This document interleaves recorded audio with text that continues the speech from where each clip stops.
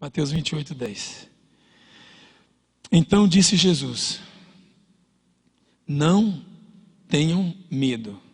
Vão dizer a meus irmãos que se dirijam para Galiléia e lá eles me verão. Vamos conversar um pouquinho sobre esse contexto, o que está acontecendo. O que eu vou querer conversar a partir de 3 histórias. Eu pensei em 3 histórias para a gente conversar, histórias diferentes, mas não tão diferentes, contextos diferentes, episódios diferentes, mas não tão diferentes. Eu escolhi 3 histórias para a gente conversar sobre uma seguinte preposição assim: se a ausência de Deus distancia pessoas, a presença de Deus aproxima pessoas. Entendeu? Se a ausência de Deus,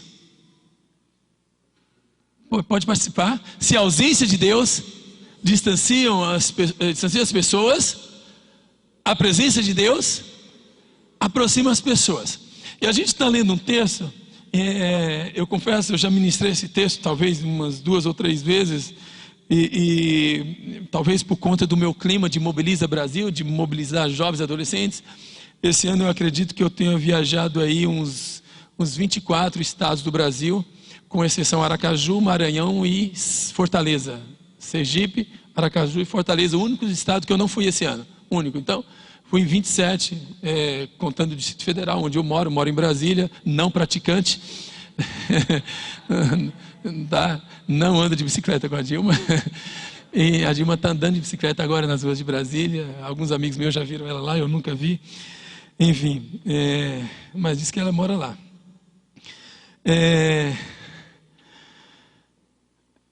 Enfim, porque quando eu falo de Dilma eu esqueço tudo, atrapalha tudo. Por que acontece isso? Vamos voltar para cá. Tá, entendi porque eu estou falando. Então, o Brasil está mobilizando, tá? Tem muita coisa boa acontecendo. Quando a gente fez essa camisa, o Mobiliza Brasil, com o nome de todos os estados, eu não sei como você entende, a ideia é algo profético. Eu não uso muito essa frase, é algo profético, mas eu acho que eu posso usar. Quando a gente usou isso, eu acho que foi algo profético, porque hoje, de fato, o Brasil veste essa camiseta. Mesmo lugares que eu ainda não fui, esses 3 estados que eu citei que eu não fui, eu sei que já tem pessoas lá que têm essa camiseta porque eles postam no Face. De alguma forma, essa camiseta chegou até eles. Então, o Brasil está junto e misturado. Mas esse negócio de mobilizar pessoas, de juntar pessoas em um só culto, não é ideia do pastor Rubinho. A gente pensa que é. Esse negócio de juntar jovens do Brasil não é ideia da pastora Maria Celi, do pastor Eliseu, do Eliezer. Não é ideia nossa. Esse negócio de fazer isso, não é ideia nossa. Mobilizar pessoas é ideia de Deus. A juntar pessoas é ideia de Deus. Entendeu? O contexto aqui é o contexto da ressurreição de Jesus. Mas antes de pensar na ressurreição de Jesus aqui, a gente também tem que pensar na morte de Jesus e tem que pensar um pouquinho antes da morte de Jesus. Quando Jesus vem, desde pequeno Jesus já mobilizava pessoas, talvez até sem querer, se eu posso dizer assim. Com 12 anos de idade, Lucas 2,47 diz que Jesus estava onde? Num templo, falando, e quem estava ao seu lado? Mestre da lei. A galera vinha. Jesus já atraía pessoas desde criança. Jesus, se estivesse hoje na Unicamp, é aquele cara que ia fazer o lanche e tinha gente que ia ao lado dele. Poxa, multiplica aí, Jesus, hambúrguer aí, sei lá. Jesus, poxa, só tem uma coca, faz essa de 2 litros virar um garrafão de 10 litros. Jesus falou, não, mas se ainda é bom não, vamos fazer uma coisa melhor, tal. Eu ia falar o vinho, por conta do texto da Caná da Galileia, mas vamos fazer um suco natural de laranja, mais saudável, né? O que eu quero dizer, onde Jesus estava, mesmo sendo adolescente, a turma estava. E não escandalize, eu não sei quem vai assistir esse vídeo, se está na internet, mas vai para o YouTube, não tem problema não. Se Jesus jogasse futebol, todo mundo queria jogar no time de Jesus. É mentira?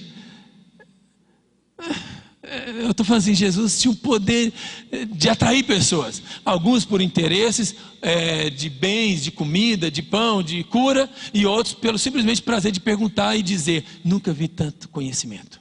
Ou de uma forma ou de outra a turma gostava de estar com Jesus. Jesus, eu diria que foi o homem que dividiu a história em 2.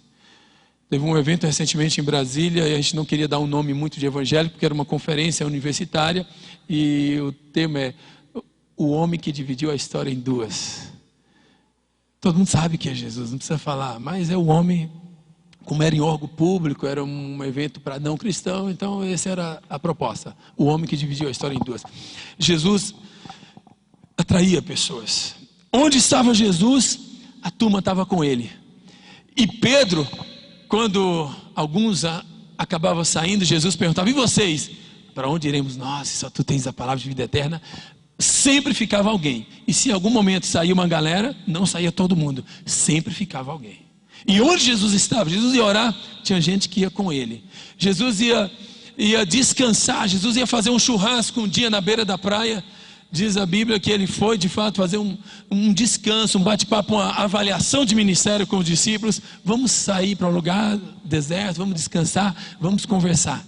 E quando Jesus chegava lá, já havia uma multidão também. E Jesus querendo atender a multidão, porque Jesus gostava de atender a multidão. E os discípulos: Jesus, termina logo, manda essa galera embora. Não tem padaria, não tem McDonald's, não tem essa, não tem atacadão. Não tem Big acho que não tem mais mesmo. Não tem nada aberto. E se tivesse, não tem pão para tanta gente. É muita gente. E Jesus, eu acho que isso é típico de pregador. Não pode ver a multidão e o culto vai demorar mais ainda. Jesus, não, deixa eles aí. Vamos demorar um pouco mais. Vamos conversar. Eu estou gastando um pouco de tempo nessa introdução para mostrar como Jesus agregava pessoas. Só que em um determinado momento, esse Jesus, ele morreu. Jesus morreu. E quando Jesus morreu, parece não, as histórias que eu escolhi para a gente conversar aqui dispersaram as pessoas. Se enquanto Jesus estava vivo, a presença de Deus, agora está começando a entender, aproximava todo mundo, agora quando Jesus morre, o que acontece? É o que a gente vai ver. Por que Jesus falou para essa pessoa assim: volta para Galileia? Aqui começa uma mobilização, o que a gente chama de Mobiliza Brasil, aqui está começando Mobiliza Galileia. Volta para Galileia, chama todo mundo para Galileia, junta a turma. Aí talvez alguém diga: mas Jesus está cada um espalhado para um lado, um jogando PlayStation para um lado, o outro cuidando lá não sei de quê, o outro abriu a empresa. Isso vocês vão ver mais ou menos no texto. Tudo bem que, pastor, mas tinha PlayStation, uma criança gritou na minha época ali. Eu falei: não tinha PlayStation, eu só estou conjecturando, trazendo para os nossos dias. Agora pense qual foi o momento que Jesus disse isso: volte para Galileia. Mobilize a turma, chame todo mundo. Quando? Quando ele morre, mas na ressurreição, um dia as Marias, aquelas duas Marias de Madalena, porque Maria Madalena, segundo algumas dizem que é uma região, Madalenas, porque nasceu em Madalena, então aquelas Marias dessa região, elas foram visitar Jesus. Só que quando o católico fala que foi acender uma vela, foi balsamar o corpo de Jesus, foi cuidar do corpo de Jesus, foi lá onde Jesus havia sido sepultado. E quando chega lá, ela não encontra. Curiosidade, para dizer que a gente melhor dizendo a frase, para dizer que a gente aproveitou o seminário, vou levar uma coisa que o professor falou, dizer a cultura judaica que o lenço estava jogado pelo lado. E segundo a história judaica, quando alguém morre e o lenço está jogado do lado, quando vai numa casa e o lenço está jogado de lado, é sinal que não gostou daquele ambiente e foi embora. Então Jesus não gostou daquele ambiente de morte, Jesus foi embora, deixou o lenço jogado de lado. Então são algumas curiosidades, né? Diz que só tinha um lençol de Jesus jogado de lado, ou seja, Jesus não gostou daquele lugar, daquela casa, aqui não é a minha casa, aqui não é o meu lugar. Só que as Marias ficaram tristes. Imaginem aquelas mulheres, como elas chegaram ali no sepulcro para ver Jesus. E de repente, uma voz: ele não está aqui, ele ressuscitou. Ela não identificou ainda quem estava falando, mas eu gosto mais do outro texto que diz assim: por que procura entre os mortos aquele que vive? É muito comum pessoas procurarem vida onde não tem vida nos dias de hoje. Por que procura vida entre os mortos? É muito comum procurar pessoas tentando achar vida fora do arraial de vida. Não existe vida fora de Jesus. Mas Jesus não está mais nesse sepulcro.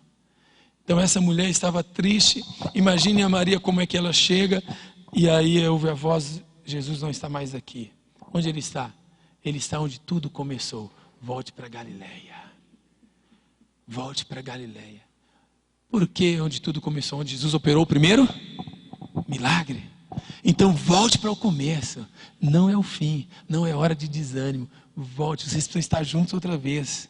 Precisam juntar e misturar outra vez. Eu fui falar junto e misturado. O pastor passou. Junto e misturado é muito gíria. Então é junto e abençoado. Aí ficou junto e abençoado. Aí ele gostou. Então tem que estar junto e abençoado. Volte para Galileia. E aí disse assim: vão dizer aos meus que se dirijam para Galileia. Chame a galera para estar junto outra vez. Então quando Jesus aparece e vê pessoas sozinhas, solitárias, tristes, ei, volte para o começo. Volte ao primeiro amor. Vamos, aquele que começou, ele ainda está de pé. Aquele que começou a boa obra lá no casamento, ele está vivo, ele está no mesmo lugar. Ele está em Galileia. Vá para Galileia. E eu me lembro de uma outra história que está em Lucas 24:13. Se você quiser abrir a tua Bíblia, acompanhar. Não precisa falar, é uma história tão conhecida daqueles dois jovens que saíram para o caminho de Emaús. Imagine a cara de triste daqueles jovens. Diz que eles estavam tristes. Faz cara de triste aí, Hélio. Deixa eu ver como é que é. Não, fome não, triste. Imagine dois caras andando, cara de triste. Daqui a pouco chega alguém e começa a andar com eles. Imagine a cena. Eu trabalhei 6 anos no jornal, eu era repórter.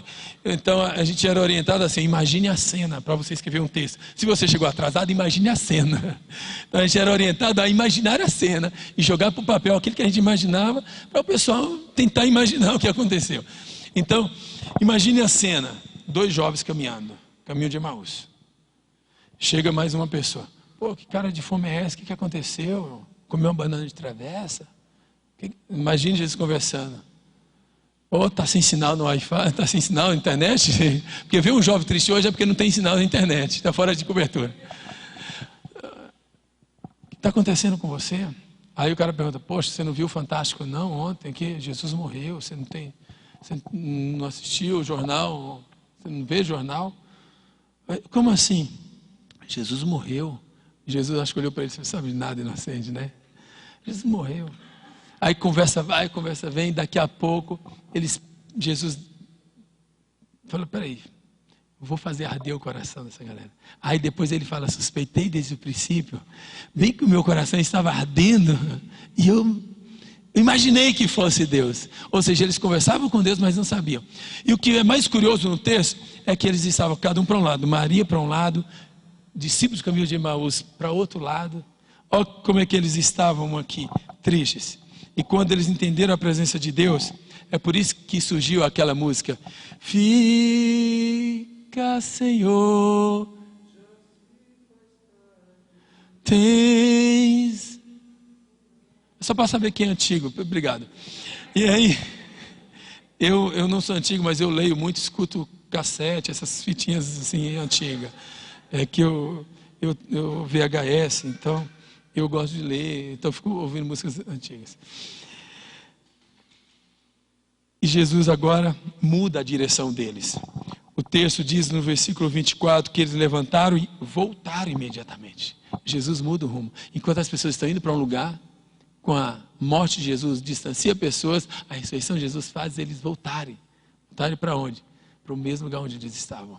Jerusalém, Galileia. Porque o encontro estava marcado, a mobilização estava marcada, o ajuntamento estava marcado.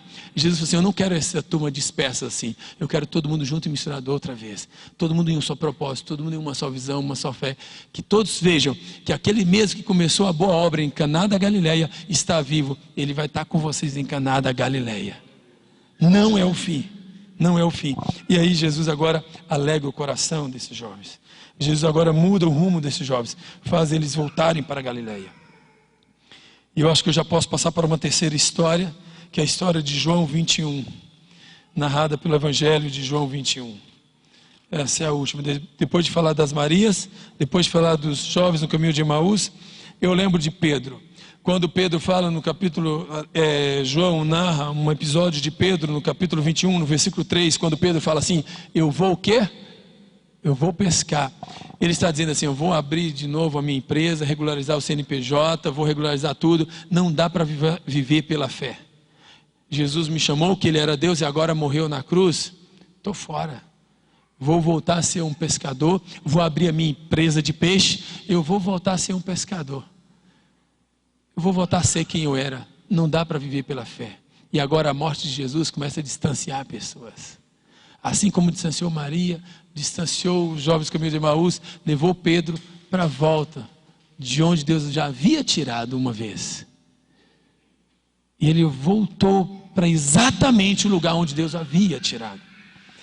E lá aparece outra vez Jesus, do mesmo jeito, dando uma nova chance. Ei, não é o fim. E diz que ele não pescava nada, ele não pegava peixe. E aí eu já começo a ver algumas coisas interessantes nesse texto. Ei, quem disse para você que o cara da empresa de peixe não precisa da mesma graça daquele que decidiram deixar tudo e viver para Jesus? A mesma graça que precisa o pescador, o empresário, o servidor público, é a mesma graça que precisa aqueles que abandonaram tudo e decidiram viver pela fé, seguindo Jesus. Foi um texto como esse, em um bate-papo com o pastor, foi esse texto, agora eu compartilho, que o pastor Marcelo Galberto me disse uma vez: Eliseu, a nossa confiança não pode estar em coisas, em pessoas, em homens.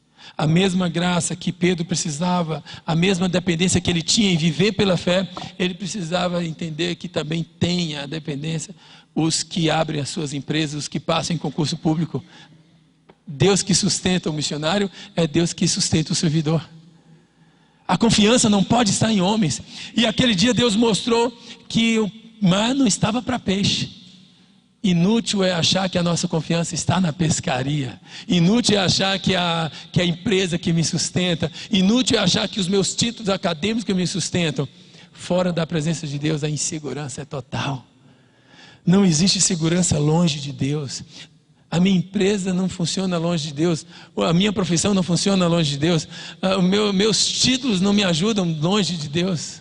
A mesma graça que toda essa gente precisa é a graça, a mesma que aqueles que optaram e aceitaram o desafio de deixar tudo e viver pela fé. É Deus que sustenta.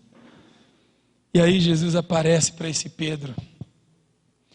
E esse Pedro, eu acho que ele começa a misturar algumas histórias na sua mente. Talvez aquela de Mateus 14, quando Jesus veio andando sobre as águas. E aí talvez o adolescente brinca, poxa, quer se aparecer? Não, tem uma história por trás disso. Eu estava em Macapá, e tinha um pescador no culto, e terminou o culto, eu descobri que ele era pescador, depois de um bate-papo, ele disse, bom, existem as histórias de pescadores, mas eu imagino que seja verdade o que ele falou. Eles ficam 20, 30 dias, até 2 meses em alto mar, sem voltar em terra. Eu não sou pescador, mas dizem que isso é normal acontecer. A galera fica até 2 meses sem voltar para a terra.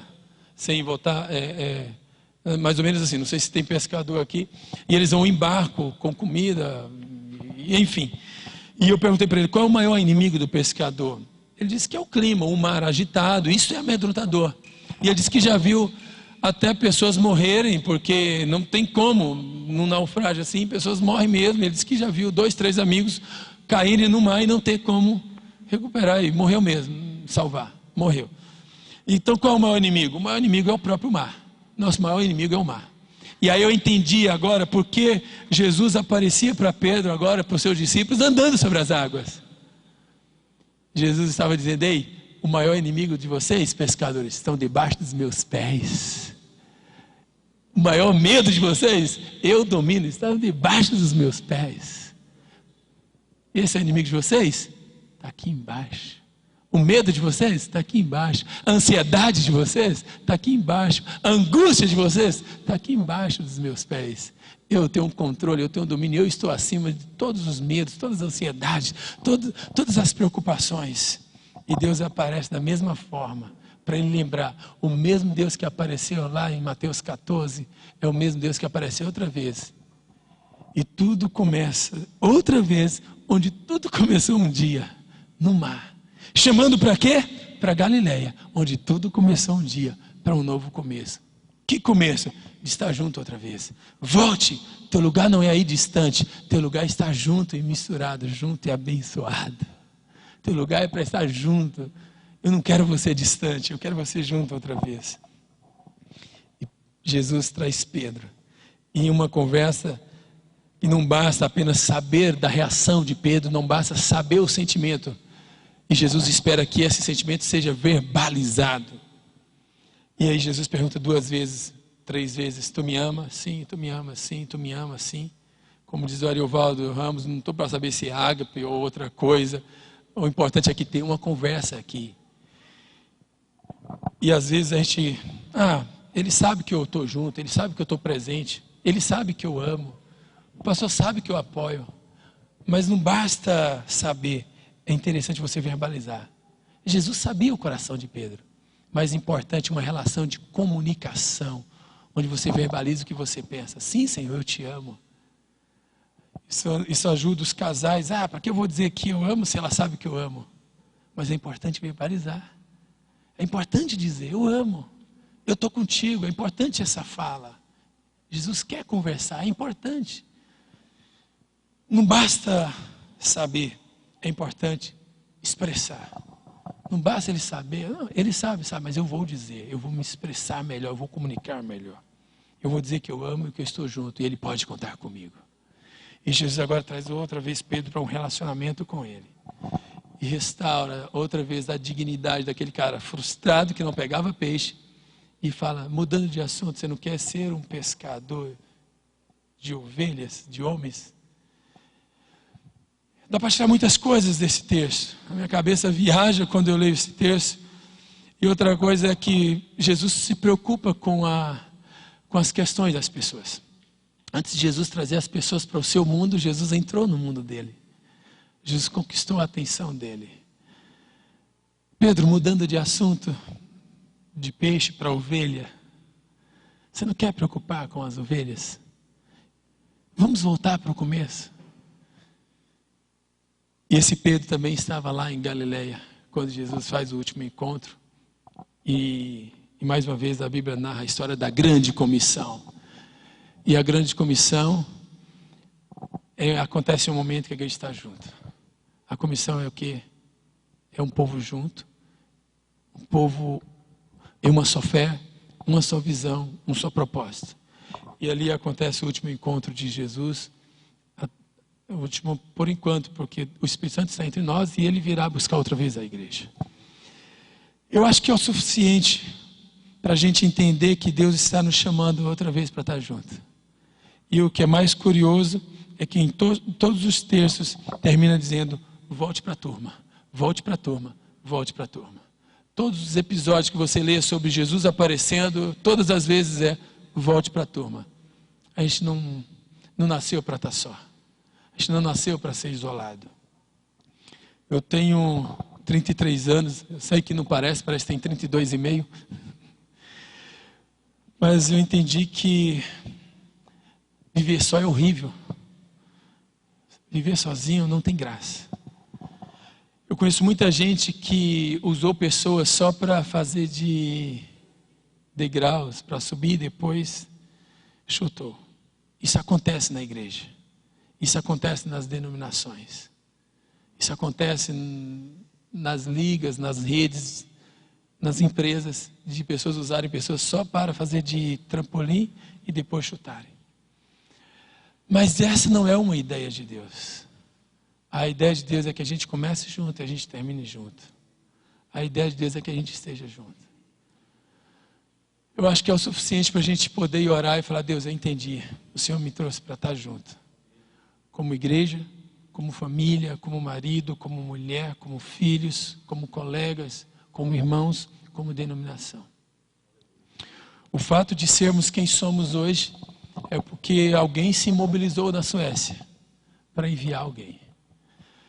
Se eu estou aqui hoje é porque alguém mobilizou para chegar na Bahia, onde meu pai é pastor, e onde de uma igreja temos 80 igrejas em todo o estado, porque alguém se mobilizou.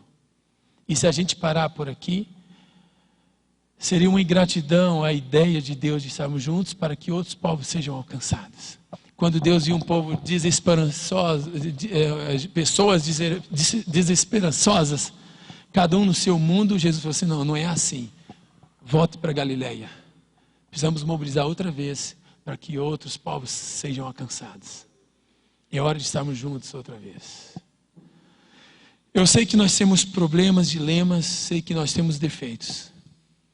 E existe uma frase que eu li há uns 10, 15 anos atrás no jornal Luz nas Trevas, algum presidente escreveu, não me lembro quem, sobre a síndrome da grama verde, que a grama do vizinho é sempre mais verde.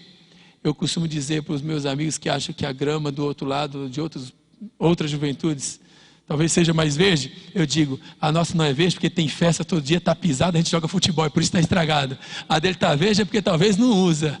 A nossa grama está pisada, mas é porque tem festa. Talvez não seja bem assim como eu digo, mas bom que seria, e pode ser assim, amém?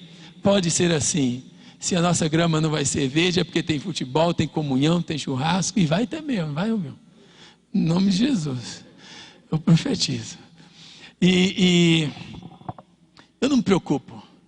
Pastor Eliseu, esses dias um amigo, Deus tem me dado a graça de ministrar em alguns lugares, e isso não faz maior ou menor, mas algumas pessoas dizem que sim.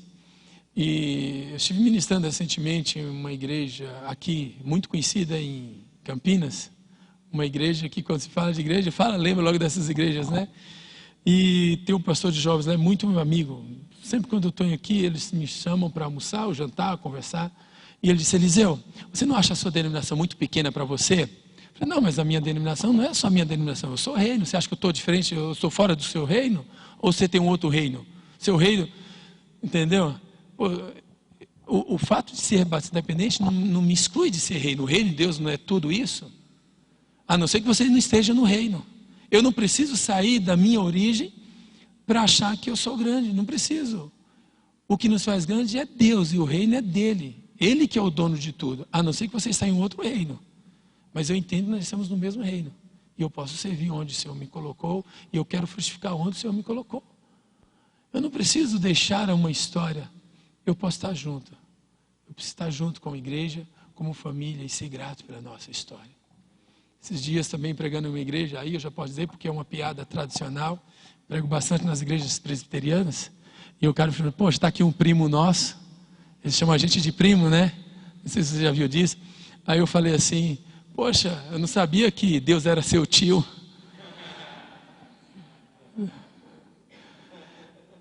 Amém? Eu não estou preocupado. Se alguém precisar da gente para abençoar uma outra denominação, amém. Mas acima de tudo o reino é um só. E se eu entendo a CIB como um reino, eu não preciso sair dela para servir o reino. Ela é reino de Deus também, amém? E eu só tenho uma gratidão, eu não acho nem melhor nem pior do que os outros, mas é a minha família na fé, foi quem Deus usou para levar essa mensagem para nós lá no sertão baiano, onde eu pensava que ninguém ia chegar, onde foi Edivaldo Santana Couto, mesmo velhinho murmurando de tudo, corta essa parte. É uma pessoa querida que Deus usou para que nós fôssemos alcançados. A minha avózinha, a tia-avó foi alcançada um dia com uma mensagem dessa. A minha tia-avó que chama, né? Ela não sabia ler, não sabia escrever. Escrever no Brasil hoje, a educação que a gente tem é privilégio de poucos, mas imagine aquela época. Mas ela era de uma época chamada a época da escola bíblica dominical. Achei legal você falando, porque é algo que está em extinção, se tem na igreja, aproveita que está acabando. A época que a gente estudava a Bíblia e chegava no seminário, os professores recebiam melhor, porque, poxa, a piada era assim, esse cara teve escola dominical. Aí quando chegava um aluno mais ou menos, você não teve escola dominical. Então, quando eu cheguei no colégio, o professor Aparecido falou assim lá, eu acho que você foi na escola dominical. Quando eu era criança, tinha uma fita cassete e falava do padre Aníbal Pereira, sei lá, que se converteu. E ele falou assim, qualquer crente que frequenta a escola bíblica dominical tem conteúdo para conversar com qualquer padre e discutir sobre a Bíblia. Eu lembro que ele falou assim quando ele se converteu. Gente que frequenta a escola bíblica dominical. A minha tia frequentou a escola bíblica dominical. Ela não sabia ler, não sabia escrever, mas ela tinha uma Bíblia. A tia-avó, né? A irmã da minha avó. E ela chegava com a Bíblia e falava assim para todo mundo: porque Deus amou o mundo de tal maneira que deu seu Filho unigênito para que nele que não pereça, mas tenha vida eterna. Perecer ou vida eterna? Está aqui. O que você quer? Não tinha meio termo. Aí, ô tia, mas está de cabeça para baixo. Aí ela: se você virar, vai dizer a mesma coisa. Gente que conhece a palavra de Deus, meu irmão, não tem jeito, toma na canela. O meu avô era espírita. A Bahia, na verdade, não dá para dizer se é católico, espírita, não dá, é uma mistura, né? É uma mistura, tudo que é religião, tudo que é santo vale. É uma mistura mesmo. E meu avô, cheio de capeta, demônio na casa, atendia gente, macumbeiro. Quando minha tia se converteu, já distanciou da minha tia. E um dia minha tia chegou lá, meu pai tinha 14 anos de idade, chegou na casa do meu avô, e meu pai falou assim: vai acabar esse negócio aqui. Meu pai já estava sendo influenciado pela minha tia: vai acabar esse negócio, porque o rei dessa casa é Deus e não é Satanás. E aí o demônio manifestou na vida do meu avô, e meu pai não sabia orar, não sabia o que fazer, colocou a Bíblia em cima dele aqui, ó, e o diabo saiu. Sério, o demônio bateu lá, meu pai colocou a Bíblia em cima dele: tá aí, o poder está em cima de você. O demônio saía. Jesus estava chegando na nossa família. A gente não sabia como é que era, mas Jesus estava só chegando. Imagine hoje o que não acontece. É que eu não vou contar porque não tem tempo. Mas Jesus só estava chegando. E um dia meu avô se converteu. Sabe como? Meu avô um dia estava lá no mato, cortador de lenha, trabalhando, e ele descobriu que estava perdendo a visão. A visão não, as vistas, porque a visão ele nunca perdeu. As vistas, física. Ele falou assim: Deus dos crentes, se é verdade que você é mais forte que todos os meus guias, eu te peço, cura hoje e eu vou ler para sempre a tua Bíblia. Essa palavra que é o livro dos crentes, eu vou ler para sempre. E ele voltou para casa. Quando ele abria os negócios dele para ler, o meu avô, ele começou a ver que a visão dele já não era a mesma, estava voltando ao normal, e meu avô se converteu. Dentro de casa ele se converteu.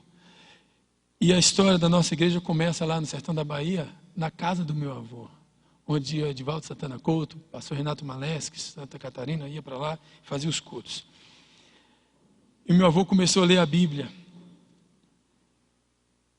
Eu não sei agora, mas até uns 5, 6 anos, quando eu sentei um dia com meu avô, ele falou assim: meu filho, eu acho que é a última vez que eu estou lendo a Bíblia. Agora eu não vou pedir para Deus me curar, porque Deus já foi bom demais, já estou com idade suficiente, e não vou abusar da bondade de Deus. Acho que é natural da vida, acho que está na hora. Amém. Meu avô leu a Bíblia de Gênesis a Apocalipse 40 vezes. De Gênesis a Apocalipse 40 vezes. Ele fez um voto de ler a Bíblia uma vez por ano. Então, desde quando ele se converteu, uma vez por ano lendo a Bíblia. E foi assim que o Evangelho chegou em nossa casa. E eu preciso ser grato a Deus pelo Evangelho, pelas pessoas que chegaram lá. Eu preciso ser grato a Deus. Eu preciso voltar ao passado e ver aquele mesmo Deus que atuou em Galiléia, atua hoje. O mesmo Deus que chamou aquele povo para a unidade, chama hoje. O mesmo Deus que manifestou na vida da minha tia Ciana, é o Deus que manifesta hoje. O Deus que manifestou na vida do meu avô, manifesta hoje. Esse Deus que aproximou a minha família. Nossa família são 5. Meu pai perdeu um irmão, mas são 5 filhos meu avô tem. 5 filhos, todos convertidos. E 22 netos, todos convertidos. Então o Evangelho chegou a 100%. Eu preciso ser grato a Deus, porque alguém chegou na nossa casa com a mensagem de salvação. Eu preciso ser grato a Deus. O Deus que chegou em Galiléia é o Deus que chega hoje. E gratidão gera unidade.